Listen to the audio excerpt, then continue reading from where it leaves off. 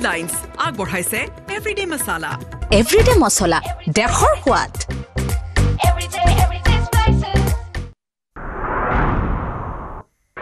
লখিমপুৰ উচ্চেদিত 11টা খিলঞ্জীয়া পৰিয়ালক প্ৰদান কৰা হ'ব ভূমি লখিমপুৰ ৰাজচক্ৰৰ অধীনতে কোনো প্ৰিমিয়াম নোলোৱাকৈ প্ৰদান কৰা হ'ব একথা 5 লেছাকৈ মাটি কেবিনেট বৈঠকত মুখ্যমন্ত্ৰীৰ সিদ্ধান্ত পাইকান ঘটনাৰ বাবে পুনৰ ৰাহুল গান্ধীক জাৰি কৰিলে মুখ্যমন্ত্ৰীয়ে কেবিনেট বৈঠকত কেইবাটা গুৰুত্বপূৰ্ণ সিদ্ধান্ত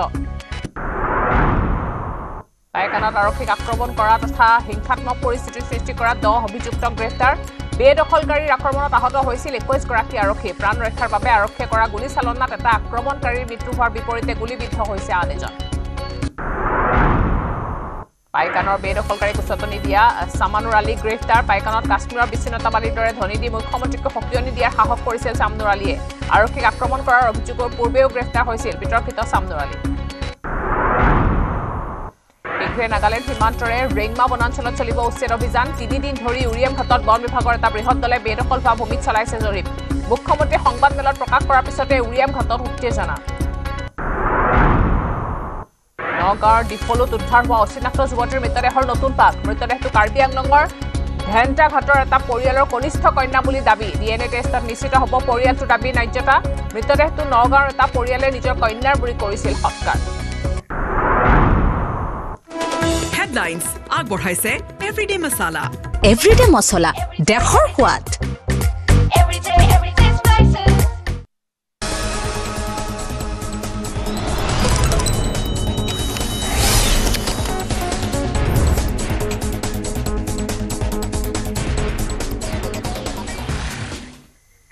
নমস্কাৰ বিয়লি খবৰ হৈতে ষ্টুডিঅ'ত প্ৰিয়ংকা আহিছো খবৰ মাজলৈ লখিমপুৰ উচ্চেদিত খিলঞ্জীয়া প্ৰদান কৰিব ভূমি 11টা পৰিয়ালক ভূমি প্ৰদান কৰাৰ কেবিনেটত সিদ্ধান্ত লৈছে লখিমপুৰ ৰাজচক্ৰৰ অধীনত প্ৰদান কৰিব মাটি 11টা পৰিয়ালে একথা 5 লেছাকৈ লাভ কৰিব ভূমিৰ বাবদ পৰিয়াল কেটাই দিব নালাগে প্ৰিমিয়াম এনেদৰে উল্লেখ কৰিছে মুখ্যমন্ত্ৰীগৰাকীয়ে ভূমি প্ৰদান কৰা হ'ব একথা 5 লেছাকৈ ভূমি দিব লখিমপুৰ উচ্চেদিত খিলঞ্জীয়াসকলক প্ৰদান কৰিব ভূমি পট্টা 11টা পৰিয়ালক ভূমি প্ৰদান কৰিব এই সিদ্ধান্ত লৈছে আজি কেবিনেটত লখিমপুৰ ৰাজচক্ৰৰ অধীনত প্ৰদান কৰিব মাটি 11টা পৰিয়ালে একথা 5 লেছাকৈ লাভ কৰিব ভূমি আৰু এই ভূমিৰ বাবদ পৰিয়াল কেটাই দিব নালাগে প্ৰিমিয়াম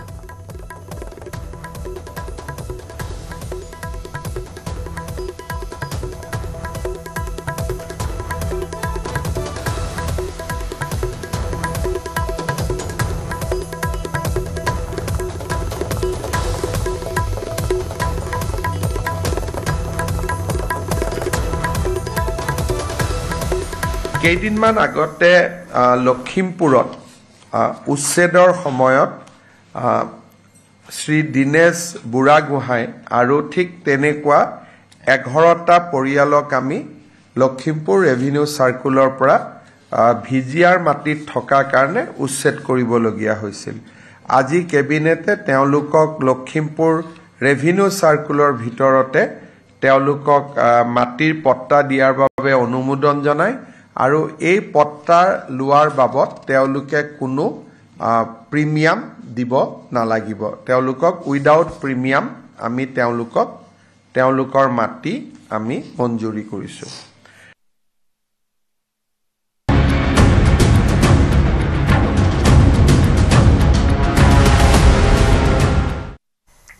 ৰেগমা বনাঞ্চলত তামুলবাৰী ৰাজ্যৰ সংৰক্ষিত বনাঞ্চলত এতিয়া তামুলবাৰী উৰিয়াম ঘাটৰ অসম নাগালেণ্ড সীমান্তৱৰ্তী ৰেগমা বনাঞ্চল কাটি হাজাৰ হাজাৰ বিঘা মাটি দখল কৰি তামুল গছ ৰুইছে ঢিং নগাঁও বটদ্ৰৱাৰ পৰা অহা হাজাৰ হাজাৰ সংখ্যালঘু সম্প্ৰদায়ৰ লোকে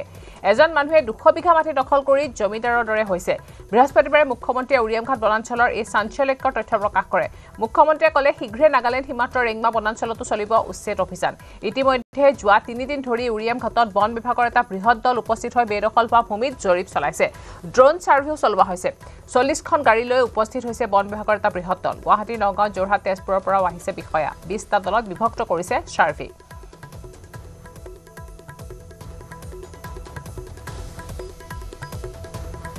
এটো আপোনালোকে উৰিয়াম ঘাটৰ ফটো চাওক গোটেইবোৰ তামোল পানৰ বাৰী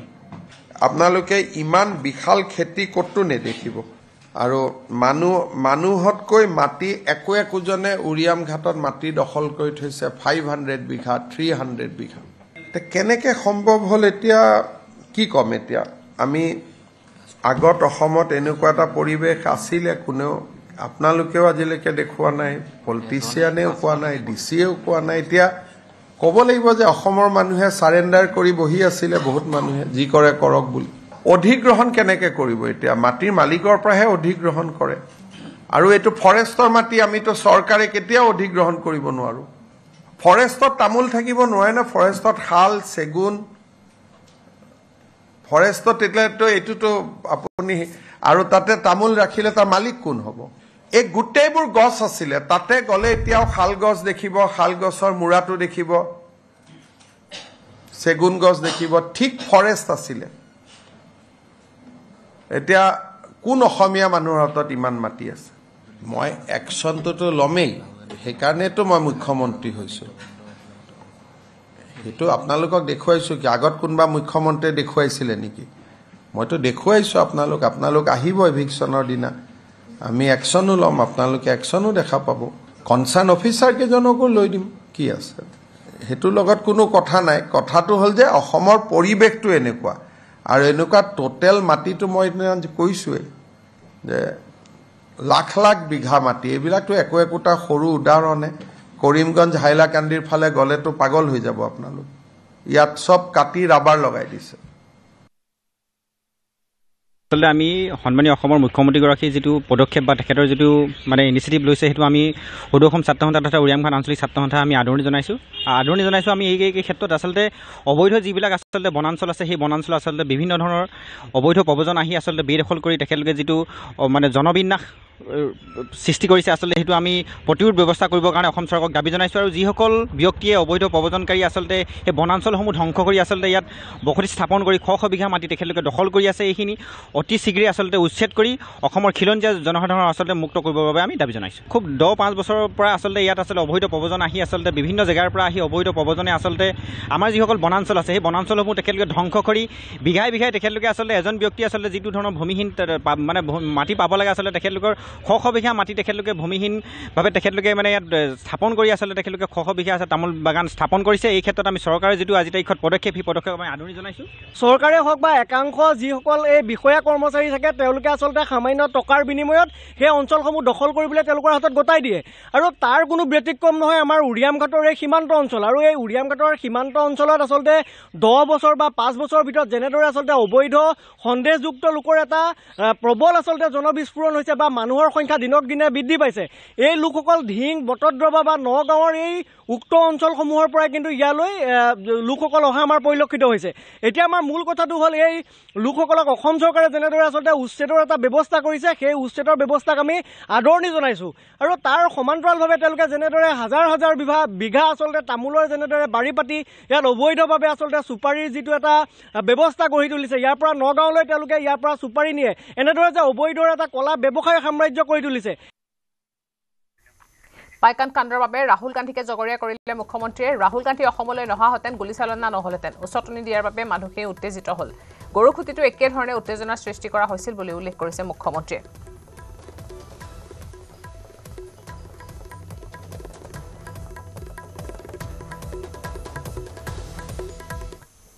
আমিতো ভাবোঁ পৰিৱেশ নহয়, কিন্তু এটা উত্তেজিত কৰিব বা নকৰিব তাৰ ওপৰততো আমি আগতীয়াকৈ একো ক'ব নোৱাৰোঁ।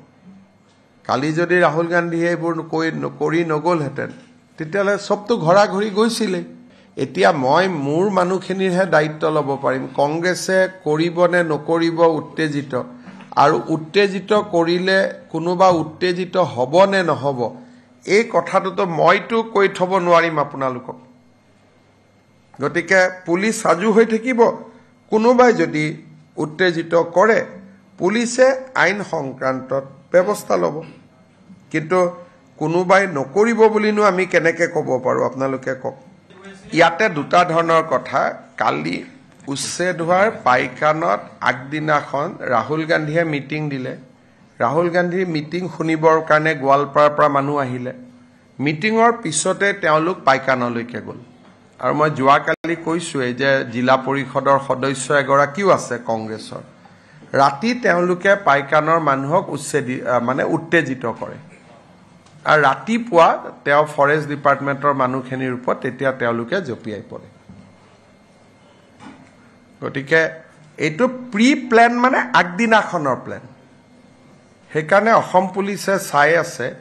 যে ৰাহুল গান্ধী আৰু খাৰ্গেৰ প্ৰভোকেটিভ ভাষণৰ ইয়াত ইম্পেক্ট আছিল নেকি থাকিলে আমি তেওঁলোককো মাতিব লাগিব পিছত কাৰণ আফটাৰ অল এজন মানুহৰ মৃত্যু হৈছে আৰু এজন মানুহো খুব সংকটজনক অৱস্থাত আছে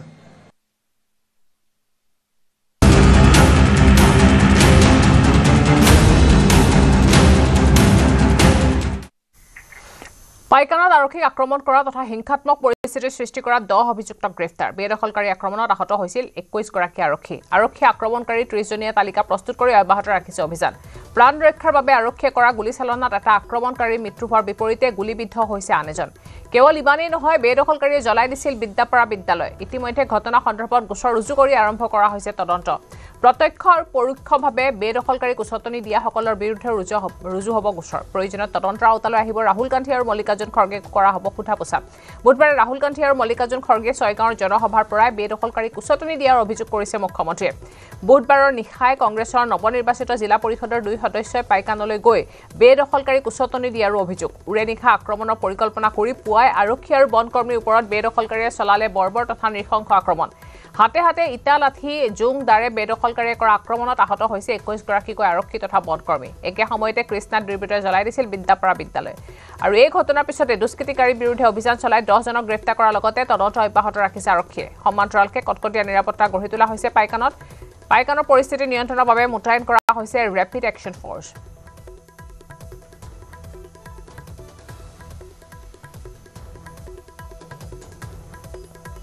আমাৰ যোৱাকালি পাইকানৰ যিটো গুলীচালনা হৈছিল সেই গুলীচালনা আৰু সেই ঘটনাৰ পিছত আমাৰ ওচৰলৈকে দুগৰাকী ৰোগীক ৰেফাৰ কৰিছে আমিৰ হামজা পাৰমানিক তেওঁ 27 বছৰীয়া তেওঁ বৰ্তমান সুস্থ হৈ আছে তেওঁ মেল চাৰ্জিকেল ইউনিট 3 and 6ৰ বেড নম্বৰ 5ত আছে গতিকে তেওঁ সম্পূৰ্ণ সুস্থ হৈ আছে এতিয়া তেওঁৰ গুলি এটা আছে তেওঁৰ বিপি হওক এই চব ষ্টেবল ভাইটেল ষ্টেবল আছে আনজনক কিন্তু আমি আইচিইউত ৰাখিছোঁ এই কাৰণে তেওঁক মনিটৰিং লগা আছে তেওঁৰ মানে এইটো গুলিটো পিঠিত লাগিছে পিঠিত লাগি অকণমান ৰাজহাড়ৰ এইটো ওচৰত আছে গুলিটো লাগিছে সেইকাৰণে তেওঁক আইচিইউত ৰখা হৈছে কিন্তু তেওঁ সুস্থ হৈ আছে এতিয়া তেওঁক আমি অক্সিজেন দিব লগা হৈছে কাৰণ কি তেওঁক আমি মানে যিহেতু পিঠিত তেওঁ শুব নোৱাৰে তেওঁ উল্টাই থকাৰ কাৰণে তেওঁক অক্সিজেনটো দিব লগা হৈছে তেওঁৰ নামটো হ'ল কছিমউদ্দিন শ্বেখ তেওঁ 29 বছৰীয়া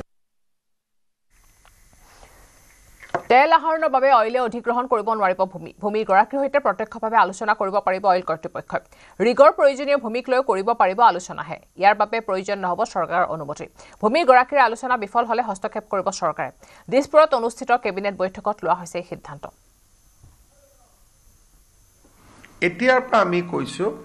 যে তেল আহৰণৰ কাৰণে আপোনালোকে ভূমি অধিগ্ৰহণ কৰিব নালাগে যিমান জাগাত ৰিগটো বহুৱাব লাগে মালিকৰ লগত ডাইৰেক্টলি কথা পাতি লওক চৰকাৰ ইয়াত তেতিয়া সোমাব যেতিয়া মালিক আৰু আপোনালোকৰ কথা বতৰা ফেইল হ'ব আদাৰৱাইজ মালিক আৰু আপোনালোকে মিলি মাটিৰ মালিক অইল ইণ্ডিয়া মাটিৰ মালিক ONGC প্ৰত্যক্ষভাৱে কৰি লওক আৰু আজি আমি কৈছোঁ যে লেণ্ড ৰিক্লাছিফিকেশ্যনো কৰিব নালাগে তেলৰ ক্ষেত্ৰত বা তেল আহৰণৰ ক্ষেত্ৰত যদি তলত তেল আছে আমাক ইনফৰমেশ্যন দিয়ক মালিকে জনাই দিয়ক যে মোৰ কোনো আপত্তি নাই আৰু আপোনালোকে কাম কৰি গৈ থাকক অৰ্থাৎ আজি তেল সংগ্ৰহৰ কাৰণে যিটো মাটিৰ সংগ্ৰহৰ ক্ষেত্ৰত এটা বহুত ডাঙৰ ব্যুৰক্ৰেটিক ৰেড টেপিজিম আছিল আজি সেইটো একেবাৰে নোহোৱা হৈ গ'ল এতিয়া ভূমিৰ মালিক আৰু অইল ইণ্ডিয়া দুইটাই প্ৰত্যক্ষভাৱে নিজৰ ভিতৰত কথা পাতি তেওঁলোকে কাম শেষ কৰিব পাৰিব ইয়াত DC ADCৰ আৰু কোনো প্ৰয়োজন নাই গুৱাহাটীত স্থাপন হ'ব মেদান্ত হস্পিটেলৰ ইউনিট সৰুসজাইৰ কাষত থকা ভূমি হস্পিটেলৰ বাবে আবণ্টন দিয়া হৈছে হস্পিটেলখনত থাকিব 500 বিছনা 100খন বিছনাযুক্ত হ'ব প্ৰসূতি আৰু স্ত্ৰীৰোগ বিভাগ হস্পিটেলখন নিযুক্তি লাভ কৰিব 2700 কৰ্মচাৰীয়ে 800 কোটি টকা ব্যয় হ'ব হস্পিটেলখনৰ নিৰ্মাণত হস্পিটেলৰ লগতে স্থাপন হ'ব পঞ্চতাৰকাযুক্ত হোটেলো আজি কেবিনেটে সৰুসজাই ষ্টেডিয়ামৰ ঠিক লগতে থকা চৰকাৰী ভূমি আমি মেদান্ত হস্পিটালৰ কাৰণে আবলটন কৰাৰ সিদ্ধান্ত লৈছোঁ আৰু তেওঁলোকে এটা নতুন সিস্টেম আনিব খুজিছে সন্মুখত মেদান্ত হস্পিটাল থাকিব লগত 100খন প্ৰসূতি আৰু শিশুৰ হস্পিটাল থাকিব আৰু লগতে এখন 5 ষ্টাৰো বহাব যাতে বাহিৰৰ পৰা মেডিকেল টুৰিজিমৰ কাৰণে যদি বাহিৰা ৰাজ্যৰ পৰা কোনোবা আহে যাতে 5 ষ্টাৰ খনতে তেওঁলোকে থাকিব পাৰিব আৰু ট্ৰিটমেন্ট ল'ব পাৰিব এইটো এটা অসমত মেডিকেল টুৰিজিম প্ৰতিষ্ঠাৰ কাৰণে ডাঙৰ এটা সিদ্ধান্ত লেমন ট্ৰি হোটেল বুলি যিখন আছে সেইখন তেওঁলোকে লগত লৈ আহিব 500 বেডেড হস্পিটাল হ'ব 100 বেডেড মাতৃ আৰু প্ৰসূতিৰ হস্পিটাল হ'ব আৰু লগতে লেমন ট্ৰি এখন তেওঁলোকে হোটেল স্থাপন কৰিব আৰু টোটেল 2700 স্থানীয় নিযুক্তি হ'ব It will pave way for 2,700 employment. বিশ্বব্যাপী বন্যপ্ৰাণী সংৰক্ষণ প্ৰচেষ্টাৰ বাবে গুজৰাটৰ জামনগৰত নিৰ্মাণ কৰা হৈছিল বনতাৰা আনন্দ আম্পানী উদ্যোগত প্ৰতিষ্ঠা কৰা বনতাৰাৰ আয়োজন কৰিছে এক বিশেষ প্ৰশিক্ষণ কাৰ্যসূচী বন্যপ্ৰাণী আৰু বন্যপ্ৰাণী সংৰক্ষিত বনাঞ্চলসমূহৰ পৰিচালনা জীৱ-জন্তুৰ ৰোগ পৰিচৰ্যাকে ধৰি কেইবাটাও বিষয়ত প্ৰদান কৰা হ'ব প্ৰশিক্ষণ কংগো ৰিপাব্লিকৰ institute Congolais pour la conservation de la নেচাৰৰ তৰফৰ পৰা এটা 15জনীয়া প্ৰতিনিধি দলে অংশগ্ৰহণ কৰিছে এই প্ৰশিক্ষণ কাৰ্যসূচীত এই দলটোত আছে কিনচাছা প্ৰাণী বিজ্ঞান উদ্যানৰ পশু চিকিৎসক জীৱবিজ্ঞানী আৰু কাৰিকৰী কৰ্মচাৰীসকল দলটোৱে বন্যপ্ৰাণীৰ মৌলিক যত্ন আৰু প্ৰতিপালনৰ লগতে বন্যপ্ৰাণীৰ বাবে নিৰাপদ আশ্ৰয়স্থল গঢ়ি তোলা সম্পৰ্কতো প্ৰশিক্ষণ গ্ৰহণ কৰিব এই প্ৰশিক্ষণ কাৰ্যসূচী মূলতঃ তিনিটা ভাগত ডিভাইড কৰা হৈছে চৰাই সৰীসৃপ আৰু স্তন্যপায়ী প্ৰাণীক সামৰি লোৱা হৈছে এই ডিজাইনত চিৰিয়াখানাৰ লগতে সংৰক্ষণ বিশাল পৰিসৰত বন্যপ্ৰাণী পৰিচালনা আৰু প্ৰাকৃতিক বসতিস্থল তৈয়াৰ কৰা বিষয়সমূহ সামৰি লোৱা হ'ব পশুপালনৰ প্ৰশিক্ষণ ইতিমধ্যে সম্পূৰ্ণ হৈছে প্ৰথম কাৰ্যসূচী হিচাপে পশু ৰক্ষণাবেক্ষণ পুষ্টি পশু কল্যাণ আদি বিষয়সমূহ অন্তৰ্ভুক্ত হৈছে দুভাষী ব্যৱস্থা কৰা হৈছে প্ৰশিক্ষণ কাৰ্যসূচীত লগতে অত্যাধুনিক সা-সুবিধাৰে প্ৰশিক্ষণৰ ব্যৱস্থা কৰা হৈছে পশুৰ ক্লিনিকেল পৰীক্ষা নিৰীক্ষা শৰীৰ বিজ্ঞান ৰোগৰ নিদান পদ্ধতি প্ৰতিমূলক ব্যৱস্থা চিকিৎসা প্ৰটকল অস্ত্ৰোপচাৰৰ কৌশল জৰুৰীকালীন সঁহাৰি আদিৰ ওপৰতো প্ৰদান কৰা হৈছে প্ৰশিক্ষণ কাৰিকৰী কৰ্মচাৰীসকলক শৈক্ষিক সংযোগ জীৱ-জন্তুত থকা স্থানৰ বাসস্থান ৰক্ষণাবেক্ষণ খাদ্য ব্যৱস্থাপনা পৰিষ্কাৰ পৰিচ্ছন্নতা অনাময় প্ৰটকল আৰু মৌলিক সুৰক্ষা পদ্ধতিৰ প্ৰশিক্ষণ দিয়া হৈছে কংগো ৰিপাব্লিকত বন্যপ্ৰাণী যত্ন আৰু বাসস্থান ব্যৱস্থাপনা বৃদ্ধিৰ লগতে তেওঁলোকৰ প্ৰচেষ্টাকো সমৰ্থন জনাইছে বনতাৰা কৰ্তৃপক্ষই ইয়াৰ উপৰিও আগষ্ট মাহত ৰাষ্ট্ৰীয় হাতী মাউত সন্মিলন বন্যপ্ৰাণী পশু চিকিৎসা প্ৰশিক্ষণ ৰাষ্ট্ৰীয় চিৰিয়াখানা সঞ্চালক সন্মিলন ৰাষ্ট্ৰীয় বন্যপ্ৰাণী পশু চিকিৎসা প্ৰশিক্ষণকে ধৰি একাধিক কাৰ্যসূচী হাতত লৈছে বন্যপ্ৰাণী সংৰক্ষণৰ ক্ষেত্ৰত আধুনিক পদ্ধতিসমূহৰ পৰ্যালোচনা কৰা হ'ব এই সন্মিলনত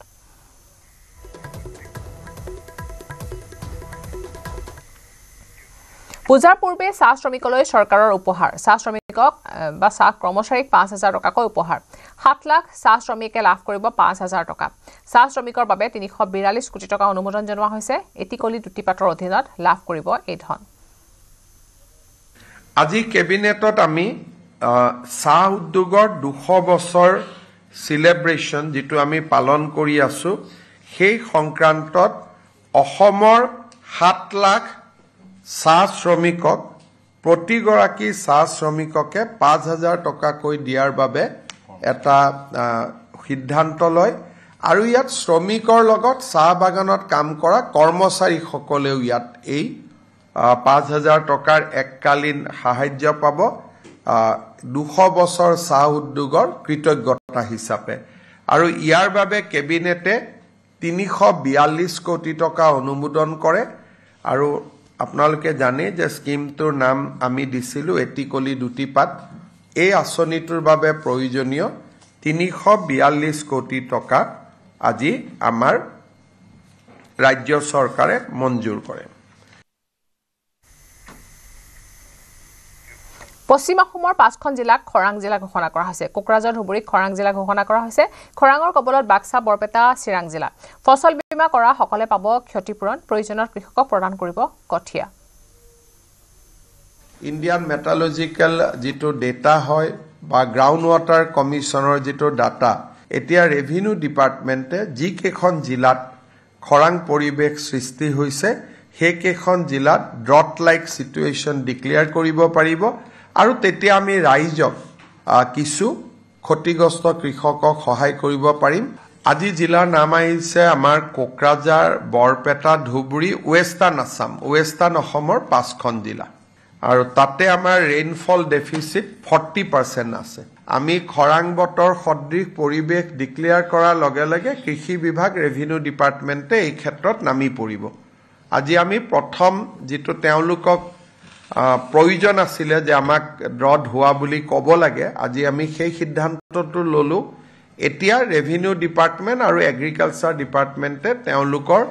কৃষকসকলক সকাহ দিয়াৰ কামত আগবাঢ়ি যাব পাৰিব। ৰাজ্যত বৃদ্ধি পাইছে জাপানীজ এনকেফেলাইটিছৰ ৰোগীৰ সংখ্যা। বৰ্তমান জিএমচিএছত চিকিৎসাধীন হৈ আছে 17জন জাপানীজ এনকেফেলাইটিছত আক্ৰান্ত হোৱা ৰোগী। জিএমচিএছত এই পৰ্যন্ত জাপানীজ এনকেফেলাইটিছত আক্ৰান্ত হৈ 21 জনৰ মৃত্যু হৈছে। নলবাৰী আৰু কামৰূপ জিলাত আক্ৰান্ত হৈছে সৰ্বাধিক। নলবাৰীত আক্ৰান্ত 17 জনৰ 7জন লোকৰ মৃত্যু হৈছে। কামৰূপত জাপানীজ এনকেফেলাইটিছত আক্ৰান্ত হৈ 4 জনৰ মৃত্যু হৈছে। গুৱাহাটী মহানগৰীত জাপানীজ এনকেফেলাইটিছত আক্ৰান্ত হৈছে 5 জন।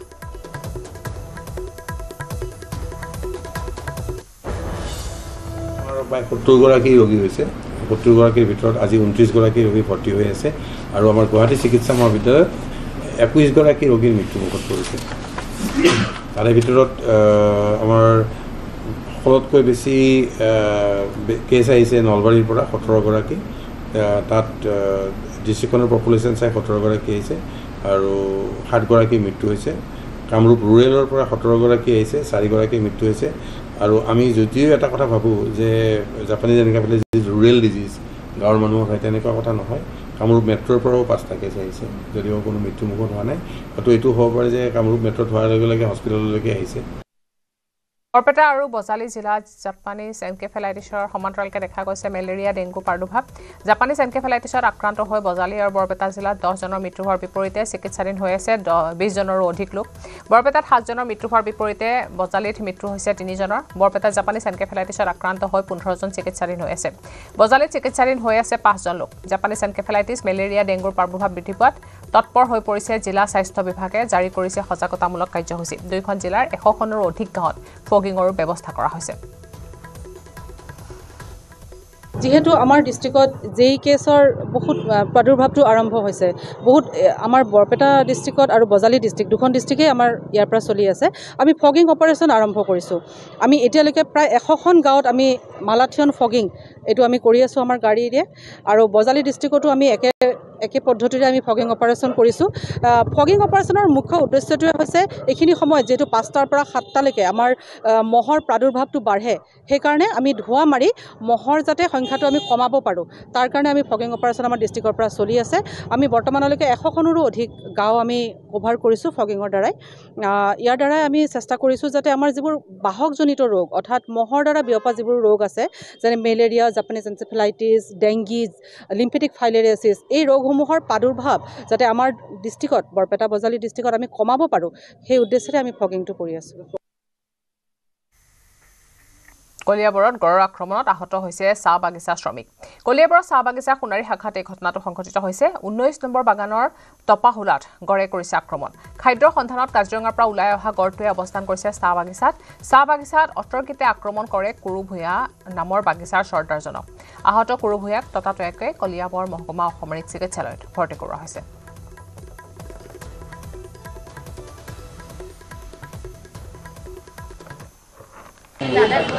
উনিশ নম্বৰ ডাঙাতে পাঁচ শিঙিও আছিলে। সেইটো সময়তে গড় ওলাইছিলে, আক্ৰমণ কৰিছিলে। দুইজনে মানে মানুহ বচাবৰ কাৰণে দেউতাই গৈছিলে বচাবৰ কাৰণে, সিহঁতৰ কাৰণে ইয়াক বচাবৰ কাৰণে গ'লে মানে তাৰো জখমটো হ'ল। মহিলা আৰু এগৰাকী হৈছে আৰু তেখেত দুটাই দেউতাক হস্পিটাললৈ লৈ আহিছে।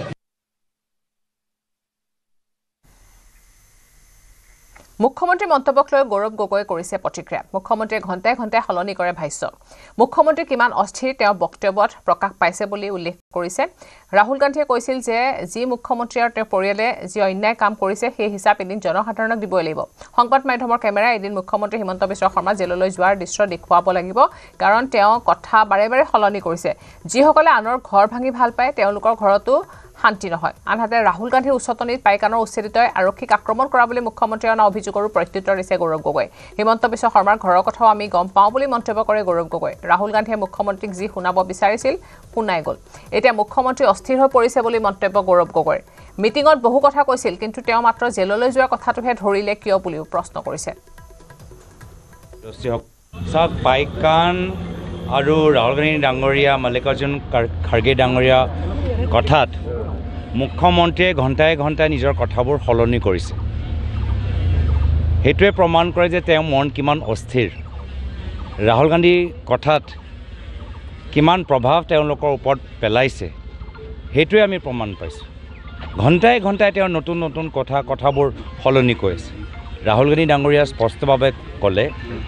যে মুখ্যমন্ত্ৰী মহোদয় তেওঁলোকৰ পৰিয়ালৰ সদস্যসকল যি অপৰাধ কৰিছে যি অবৈধ কাম কৰিছে যি ক্ৰাইম কৰিছে ক্ৰিমিনেল এক্টবোৰ কৰিছে তাৰ বাবেতো পিছত গৈ জনসাধাৰণক হিচাপ দিবই লাগিব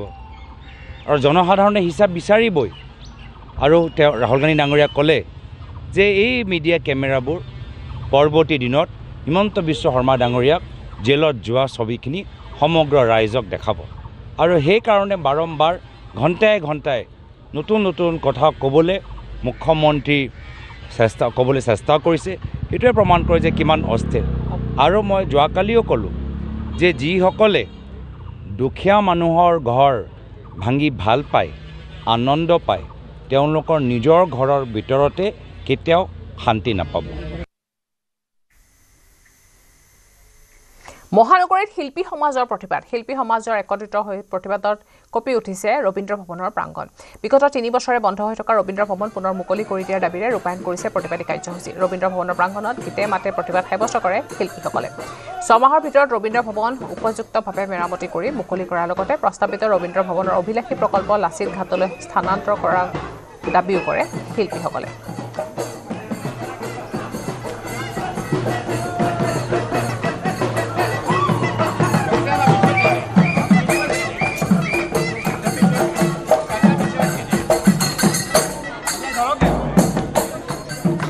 নিৰ্মাণ কৰিবৰ কাৰণে অসম চৰকাৰে সিদ্ধান্ত গ্ৰহণ কৰিলে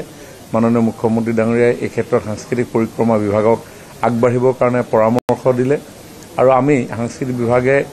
আমাৰ লোক নিৰ্মাণ বিভাগৰ লগত আমি আলোচনা কৰিলোঁ কেনেধৰণে আমি ৰবীন্দ্ৰ ভৱনটি পুনৰ নিৰ্মাণ কৰিব পৰা যায় তাৰ বাবে তেওঁলোকক আমি প্ৰাক্কলন প্ৰস্তুত কৰিবলৈ আহ্বান জনালোঁ তেওঁলোকে আৰ্হি প্ৰস্তুত কৰি আমাৰ আগত উপস্থাপন কৰিলে আৰু সেই আৰ্হিটো আমাৰ সাংস্কৃতিক ক্ষেত্ৰখনৰ কাম কাজসমূহ কৰিব পৰাকৈ উপযোগী হয় নে নহয় এই বিষয়ে অসমৰ বহুকেইজন বিশিষ্ট সাংস্কৃতিক কৰ্মীক এখন সমিতি গঠন কৰি তেওঁলোকৰ আগত আমি উপস্থাপন কৰি তেওঁলোকৰ আমি মতামতসমূহ আমি গ্ৰহণ কৰিলোঁ তেওঁলোকৰ লগত কেইবালানিও আলোচনা হৈছে আৰু তেওঁলোকৰ মতামতৰ ভিত্তিত পুনৰ আমি লোক নিৰ্মাণ বিভাগক সেই আৰ্হিসমূহ